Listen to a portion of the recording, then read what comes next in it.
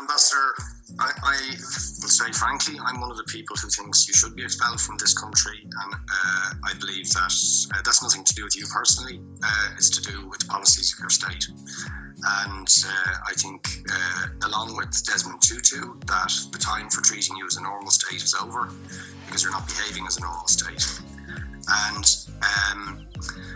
I just want to ask you questions, really, in relation to that contention. And I would just say, for the record, it certainly isn't motivated by anti-Semitism in my case. I mean, for example, when disgraceful attempts were being made to downplay the horrors of the Holocaust by people like David Irving, I brought a Jewish Auschwitz survivor to the city to organise meetings and get her on national television to remind the Irish people about the horrors of the Holocaust. And I would do so again if anybody tried to downplay the horrors of what were done to the Jewish people. But it is precisely because I'm opposed to racism that I oppose what your state is doing and what it stands for.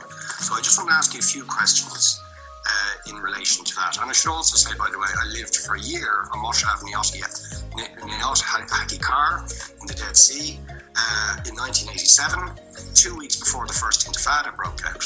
That leads me to my first question. You have tried to cover over what you have done, the killings of innocent people in Gaza on 3 separate occasions over recent years, the seizure of Palestinian land and so on, by attacking Hamas. Now, why don't you just admit that Hamas didn't exist when the first Intifada took place? They didn't set up an armed wing until the early 1990s. And that there was a reason that PLO were in Tunis at the time, exiled, effectively not present. But the ordinary Palestinians rose up because you denied them basic rights. I lived there.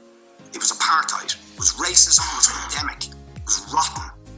Absolutely, I was shocked within weeks of living there to see how you treated Palestinian people. And isn't it the fact that the law of return, which is the basic law of the Israeli state, is a racist apartheid law because it confers rights on Jews that it denies to Palestinians. It allows, for example, if I was Jewish and had never stepped foot in Israel, I could claim citizenship there tomorrow.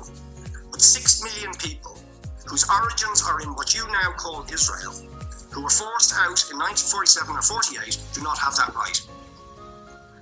Isn't that part of the reason why the Palestinians are in dispute with Israelis?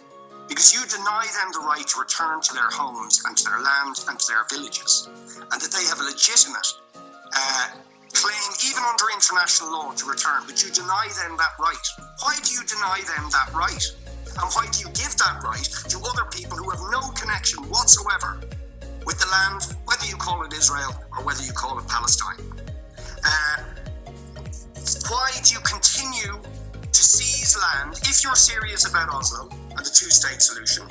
Why do you continue to seize land, which under that agreement is land designated to be Palestinian land? 500,000 people, most of which has taken place since Oslo. You allow that to happen. Why do you allow it to happen if you're serious about giving this land to the Palestinians? It's absolutely extraordinary. And it just, you must, are you not just taking us, Ambassador, for idiots? That you can say with a straight face, we're serious about peace, but while we're serious about peace, we're going to seize Palestinian land. And you expect the Palestinians to just sit back and do nothing about that.